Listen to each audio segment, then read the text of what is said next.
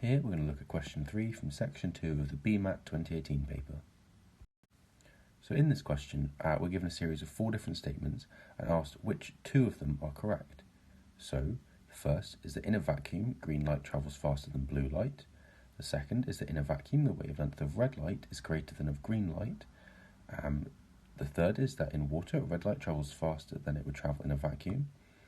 And the fourth statement is that in water, the frequency of blue light is greater than that of red light. So if you'd like to have a go at this question yourself, then please pause the video now. Otherwise, let's have a go. So to go about answering this question, let's work through the statements one by one and see if we can decide if they're going to be correct or not.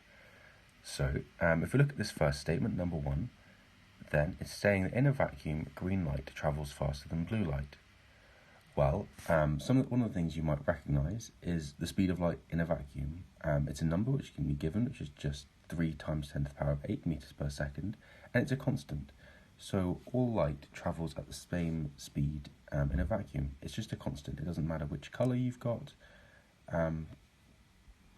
Otherwise, if we did do this, then we would have sort of a light coming at different times from different events, which in some cases can happen for different reasons, but generally speaking, in a vacuum, light all travels together. So this isn't true at all. Green light travels at exactly the same speed as blue light. Okay, so let's go on and look at our second statement, which says that in a vacuum, the wavelength of red light is greater than of green light. So the wavelength of red light is greater than the wavelength of green light.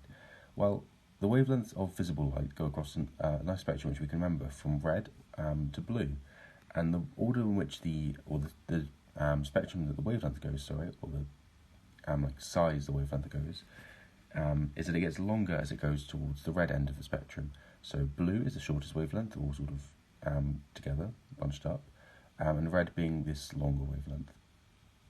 So one way you can remember this, if you like, is that as you go towards red, if you go further on, you get to infrared, which is a longer wavelength than visible light. And if you go the other way, you get a shorter wavelength than blue. You go towards ultraviolet, with violet being a similar colour to blue, which is why it was called that, because it's sort of beyond violet.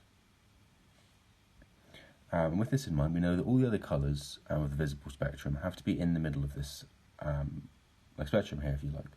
So green must be somewhere in here, and therefore have a shorter wavelength than red light. So this statement is actually going to be true. It says the wavelength of red light is greater than of green light, which is, yeah, absolutely right.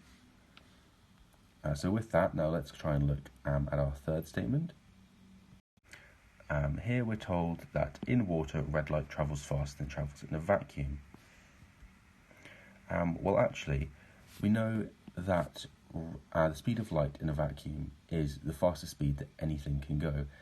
There is absolutely nothing which can travel faster than this. There's been nothing which has been found to be able to travel faster than the speed of light. So that should straight away put us on red flags.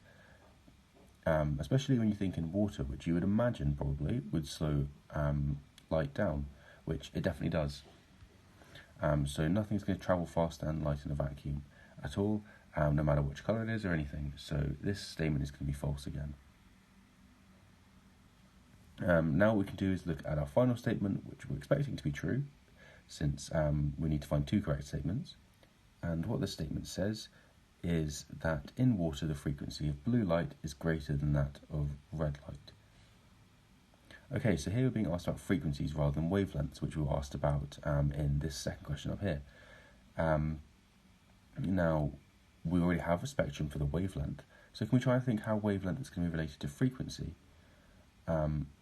Well, you might remember that we have this equation, C equals F lambda, which means that lambda is inversely proportional to F. So, as our wavelengths get bigger, our frequencies are going to get smaller, which means that actually, for frequencies, our spectrum goes the other way.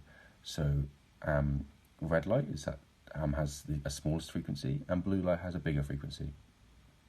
And therefore, we can see that this statement is actually going to be true. The frequency of blue light is greater than the frequency of red light. So that statement is going to be true, meaning 2 and 4 are our 2 correct statements, which corresponds to answer E given in the question.